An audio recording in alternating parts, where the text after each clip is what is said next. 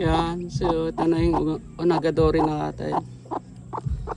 Bali halos napisa na yata lahat. Ayun no. Patingin nga. Patingin ng anak mo. Oy, ano? Yun lang may kakaibang isa. Ano kaya yun? Oops, oops, oops, oops.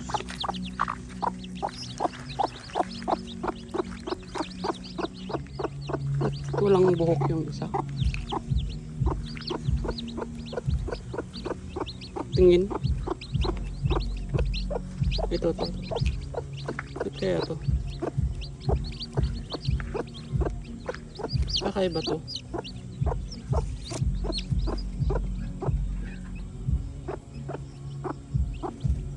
At wala pa siyang balahibo.